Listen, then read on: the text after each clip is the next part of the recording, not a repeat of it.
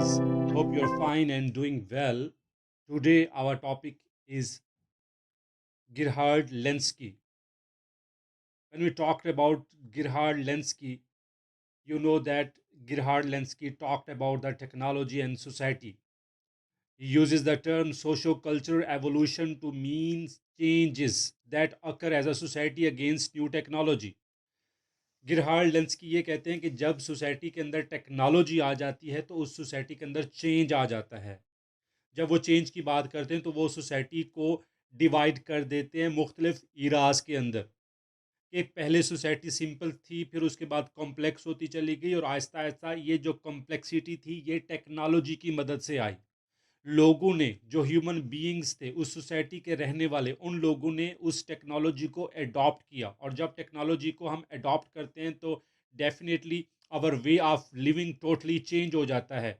अब हम देखते हैं कि गिरहार्ड लेंस्की किस तरह से सोसाइटी और टेक्नोलॉजी को डिवाइड करते हैं और किस तरह सोसाइटी के अंदर एक चेंज आता है। सबसे पहले हमारे पास है hunting hunting and gathering societies. In hunting and gathering societies, men use the simple tools to hunt animals and to women gather the vegetation.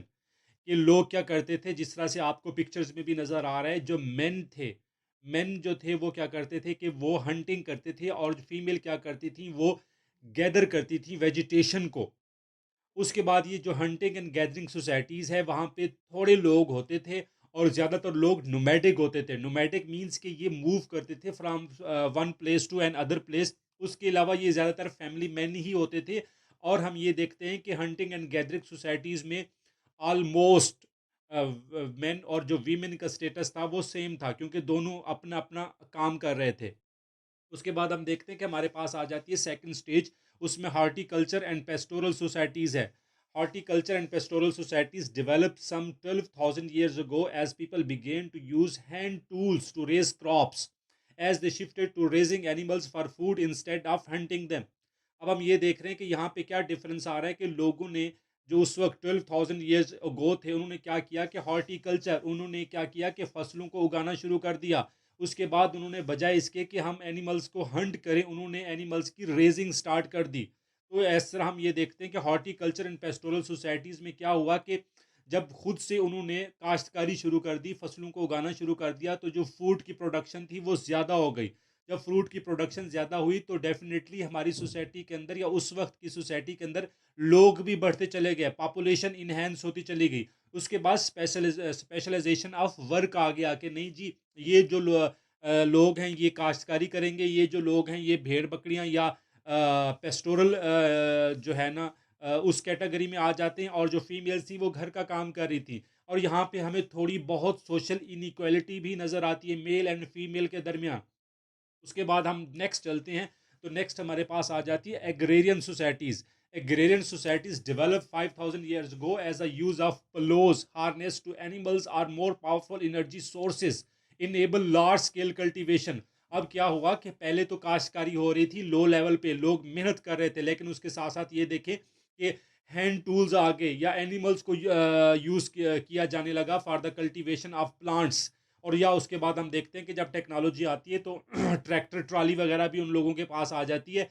तो एक लार्ज लेवल पे, एक बड़े लेवल पे प्रोडक्शन स्टार्ट हो जाती है। उसके बाद हम ये देखते हैं कि इसी इरा में ही स्पेशलाइजेशन ऑफ जो वर्क है वो बहुत ज़्यादा बढ़ जाती है। हर बंदा अपने अपने काम का एक्सपर्ट होता चला जाता है। उसके बाद सोसाइटी के अंदर इनइक्वालिटी भी ही बढ़नी शुरू हो जाती है। इस तरह इसके अलावा हम ये देखते हैं कि जो इंपॉर्टेंस ऑफ वीमेन है वो भी कम होनी शुरू हो जाती है, क्योंकि मुख्तलिफ किस्म की एम्पायर्स, खासतौर पर रोमन एम्पायर उस वक्त वजूद में आ जाती है। तो इस तरह से देखते हैं कि सोसाइटी के अंदर किस तरह से इनइक्वालिटी और किस तरह से सोसाइटी के अंदर चेंज आना शुरू हो गया। और नेक्स्ट जब हम मूव करते हैं तो हमारे पास है इंडस्ट्रियल सोसाइटीज़।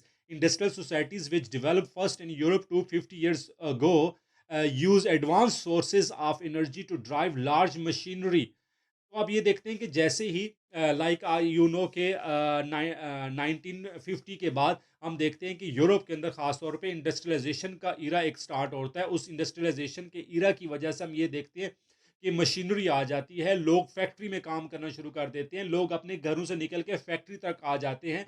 उसके बाद जो ट्रेडिशनल इंपॉर्टेंस थी फैमिली की वो ख़त्म हो जाती है, क्योंकि सोसाइटी के अंदर एक पुल एंड पुश फैक्टर आ जाते हैं, लोग अर्बन से रूरल एरियाज़ की तरफ मूव करना शुरू कर देते हैं। तो इस तरह से जो लोगों का जो लिविंग स्टैंडर्ड था वो रेज होना शुरू हो जाता है इसके अंदर। और नेक्स्ट लास्ट हमारे पास है पोस्ट इंडस्ट्रियल सोसाइटीज़, जो कि जो आज का हमारे पास टाइम पीरियड है इसको हम पोस्ट इंडस्ट्रियल सोसाइटीज़ कह सकते हैं। Post industrial societies represent the most recent stage of technological development, namely technology that supports an information based economy. अब हमने यहाँ पे ये देखना है कि जो पोस्ट इंडस्ट्रियल सोसाइटी है वो इंफॉर्मेशन बेस्ड इकोनॉमी है। इसने क्या किया कि shift production from heavy machinery making materials things to computer processing information. कि वो एक काम, सपोज हम ऑटोमोबाइल्स की बात करते हैं, अगर एक गाड़ी बनती थी और एक गाड़ी के बनने के प्रोसेस में अगर 6 लोग इन्वॉल्व होते थे, तो वो सिंपल वो एक रोबोट आ गया, उस रोबोट ने उस गाड़ी को मैन्युफैक्चर करना शुरू कर दिया या असेंबल करना शुरू कर दिया। Requires a population with information based skills.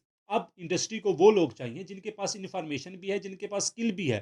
खाली स्किल से काम नहीं चलेगा और खाली इंफॉर्मेशन से भी काम नहीं चलेगा। आपके पास थियोरेटिकल एंड प्रैक्टिकल दोनों आपके पास टेक्निक्स होनी चाहिए। इस बेस पे ही आप सोसाइटी के अंदर या आप उस इंडस्ट्री के अंदर सर्वाइव कर सकते हैं। Is the driving force behind the information revolution, a world wide flow of information that now links societies with an emerging global culture. अब हम ये देखते हैं कि जब सोसाइटी के अंदर टेक्नोलॉजी भी आ गई और इंफॉर्मेशन बेस्ड इकोनॉमी भी आ गई।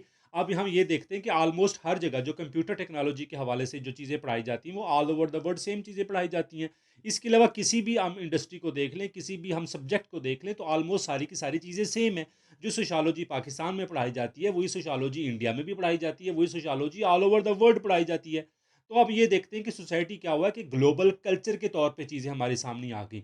कोई भी चीज़ हमारे लिए न्यू नहीं है, कोई भी कॉन्सेप्ट हमारे लिए न्यू नहीं है, कोई भी कल्चर हमारे लिए न्यू नहीं है, कोई भी सोसाइटी हमारे लिए न्यू नहीं है। ये जो ऑल ओवर द वर्ल्ड है, ये ग्लोबल कल्चर के तौर पे, ग्लोबल विलेज के तौर पे चीज़ें हमारे सामने आई। और इस ग्लोबल कल्चर, इस ग्लोबल विलेज के अंदर डेफिनेटली उस बंदे का सर्वाइवल है जिसके पास इंफॉर्मेशन है, थ्योरेटिकल और प्रैक्टिकल बैकग्राउंड स्ट्रॉन्ग है।